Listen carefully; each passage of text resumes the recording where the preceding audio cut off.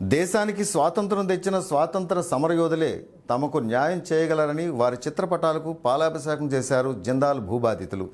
ఏళ్ల తరబడి తామంతా భూముల కోసం పోరాడుతున్నా తమను పట్టించుకునే ప్రభుత్వాలే లేవని ఆందోళన బాటపట్టారు.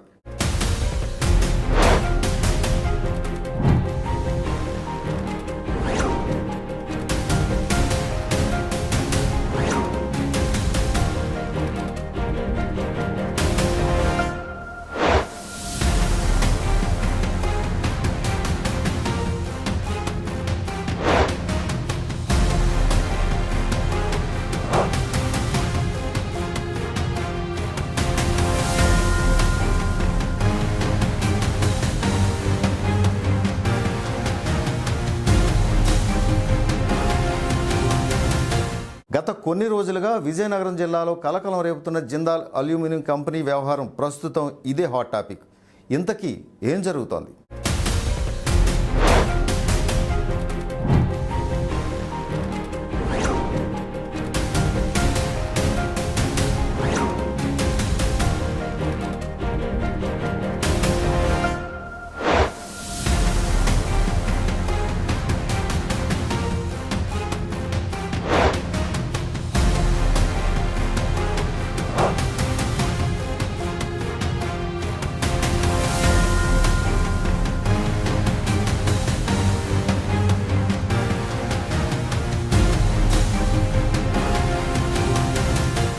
మేమంతా ఆరుగాలం కష్టపడే రైతులమే కానీ టెర్రరిస్టులు కాదని జిందాల్ కంపెనీకి భూములు ఇచ్చిన రైతులు ఆవేదన వ్యక్తం చేస్తున్నారు.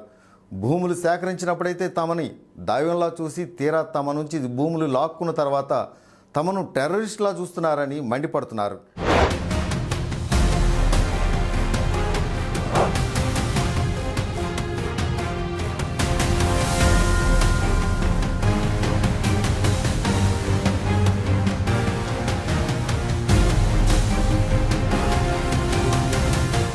రెండు 2007లో అప్పటి ముఖ్యమంత్రి డాక్టర్ వైఎస్ రాజశేఖర రెడ్డి హయాంలో జిందాల్ అల్యూమినియం ఫ్యాక్టరీ నిర్మించదలచింది. అందుకోసం అనువుగా ఉన్న శృంగవరపుకోట మండలంలోని ముషిడిపల్లి, కెల్తంపాలెం, పెద్దకండేపల్లి, బొడ్డవర పంచాయతీల పరిధిలో భూములను పరిశీలించారు. బొడ్డవర గ్రామం నుండి తాటిపూడికి వెళ్లే రహదారిని ఆనుకుని ఉన్న సుమారు 1160 ఎకరాల సాగు భూములను సేకరించారు. వీటిలో ప్రభుత్వ భూములు, నిరుపేద గిరిజనులు సాగు చేసుకునే డీపట్టా భూములతో పాటు జిరాయితీ భూములు కూడా ఎక్కువగా ఉన్నాయి. ఎటువంటి సమస్య లేకుండా అప్పటి ప్రభుత్వ అనుమతితో ప్రభుత్వ భూములను జిందాల్ అల్యూమినియం కంపెనీ సొంతం చేసుకుంది. నిరుపేదలు సాగు చేసుకునే భూములను సేకరించడం అయితే జిందాల్కి ఓ సవాల్గా మారింది. ఎన్నో ఏళ్లుగా వాటినే జీవనాధారంగా చేసుకుని బ్రతుకుతున్న రైతులు ససేమిరా అనడంతో స్థానిక గ్రామ పెద్దల ద్వారా ఒప్పందాన్ని కుదుర్చుకుంది. ప్రతి రైతుకు ఒక ఉద్యోగాన్ని ఇవ్వడంతో పాటు కంపెనీలో భాగస్వామ్యం చేయడం వంటి ఒప్పందాలతో వారి నుంచి భూములు స్వాధీనం చేసుకుంది. ఆ క్రమంలోనే స్వాధీనం చేసుకున్న భూముల చుట్టూ ఫెన్సింగ్ వేశారు.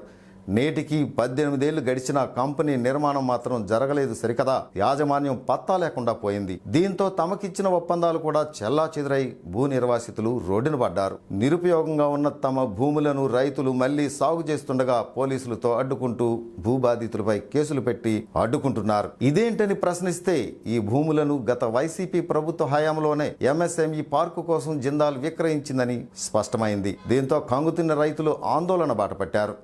నమస్తే అండి, నా పేరు గుద్దులీశ్వరరావు. మాది ముసిడిపల్లి పంచాయతీ, జీడిపాలెం గ్రామం. జిందాల్ బాధితులమి, మేమందరమే భూమి కోల్పోయినటువంటి రైతులమి. అందులో నేను ఒక సభ్యుడిని.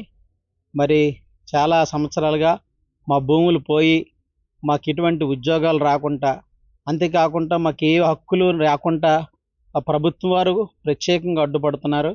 మేము అనేకులకి మా యొక్క బాధలన్నీ తెలియజేసాం. కలెక్టర్ గారికి, ఆర్డీఓ గారికి, మినిస్టర్ గారికి అందరికీ తెలియజేశాం. కానీ మేము షెడ్యూల్ కులానికి చెందినటువంటి వారిని, ఆదివాసి కులానికి చెందినటువంటి వారిని, ఇప్పటికి కూడా మాకు న్యాయం చేయలేదు. కాబట్టి స్వతంత్రం వచ్చింది అనేసి మరి చాలా సంవత్సరాలుగా చెప్తుంటారు. కానీ మా హక్కుల్ని మేము మరి రావడానికి కోసం పోరాడుతుంటే గత 15 రోజులుగా మాకు ఎటువంటి హక్కు కల్పించుతామని ఏ అధికారులు మా దగ్గరికి రావలేదు. నా పేరు సన్యాసరావు, ముసిడిపల్లి. జిందాల్ భూమిలోని భూమిపై నిర్వాసిత నేను ఒక ఎస్సీ కులానికి చెందిన వ్యక్తిని. నేను గత 15 రోజులుగా జిందాల్ వ్యవహారం మీద మా రైతులు, హరిజనగిరి రైతులందరూ కూడా ధర్నాలు చేయడం జరుగుతుంది. కనీసం ప్రభుత్వం వారు ఇప్పుడు కనీసం ఎటువంటి స్పందన లేదండి. కావున ఇప్పుడు ఈరోజు ప్రత్యేకమైన విషయం ఏంటంటే గాంధీజీ గారు తర్వాత మన రాజ్యాంగం రాసించిన అంబేద్కర్ గారు పాలాభిషేకం చేసి మా తాలూకా కష్ట సుఖాలు, మా హరిజన గిరిజన బాధలు, మేము 18 ఏళ్ళుగా భూములు ఇచ్చి ఇప్పుడు పడుతున్న బాధలు, ఈ వివరాలన్నీ గాంధీజీ గారికిను అంబేద్కర్ గారికి పాలాభిషేకం చేసి తద్వారా తెలియజేస్తున్నామండి అధికారులకి.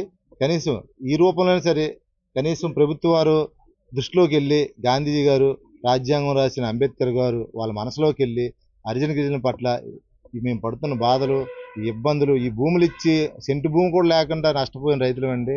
గత 18 ఏళ్ళుగా చాలా ఇబ్బందులు పడుతున్నామండి. ప్రభుత్వ వారు దయించి ఈ రూపంలో సరే అర్థం చేసుకుని మా అధికారులు వచ్చి మా సమస్యలు తీరుతారని కోరుతున్నామండి. ఎస్కోట మండలంలో ముసిరిపల్లి పంచాయతీకి సంబంధించి దొర్లపాలెం, బందవలస గ్రామాల గిరిజనుల కష్టాలు చూస్తే నిజంగా బాధ అనిపిస్తూ ఉంది. మరి ఇంత అన్యాయంగా అధికారులు వ్యవహరిస్తారా అని ఒక మాట అనాల్సిన బాధ కూడా వస్తూ ఉంది. అధికారులు ఈ విధంగా ఉంటారా? ఒక కార్పొరేట్ కంపెనీకి కొమ్ము కాస్తూ మరి ఈరోజు ఈ గిరిజనులందరూ కూడా పూర్వం తాటిపూడి లోపల గ్రామాల్లో ఉండేవారు.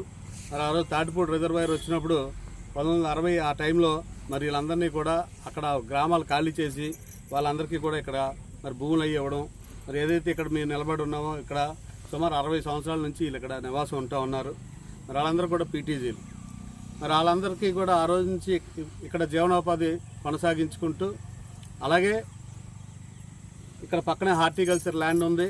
ఆ ల్యాండ్ అంతా కూడా వీళ్ళే పండించుకుంటున్నారు. అక్కడ ఖాళీగా ఉంది కాబట్టి, ప్రభుత్వం భూమే కాబట్టి వీళ్ళే తోటలు వేసుకొని వీళ్ళందరూ నివాసం ఉంటూ, మరి మాకు తెలిసి మా చిన్నప్పటి నుంచి కూడా ఇక్కడ ఇందిరమ్మ కాలనీ ఉండేది ఈ ప్రాంతంలో, ఈ ప్లేస్లో.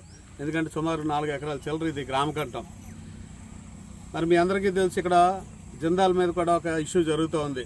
జేఎస్డబ్ల్యూ అల్యూమినియం అని చెప్పి 2008-9లో మరొక సంస్థ వచ్చి ఈ ప్రాంతంలో ఉన్న రైతులందరి దగ్గర కూడా ప్రభుత్వం ద్వారా మరి భూములు తీసుకొని కంపెనీ పెడతామని చెప్పి కంపెనీ పెట్టకుండా మరి 18 సంవత్సరాలు మరి రైతులకు అన్యాయం చేసి రైతులకు ఇస్తామన్న ఏదైతే హామీలు ఉన్నాయో హామీలు పూర్తిగా నెరవేర్చక మరి వాళ్ళని ఈరోజు పక్కన పెట్టి కంపెనీ వాళ్ళు ఎంఎస్ఎంఈ పార్క్ అని గత ప్రభుత్వం మరి ఒక ఆర్డర్ తెచ్చుకొని ఆర్డర్ ద్వారా మళ్ళీ ఇప్పుడు భూములు చదువులు చేస్తూ ఉంటే రైతులందరూ కూడా రోడ్డు ఎక్కిన పరిస్థితి ఉంది.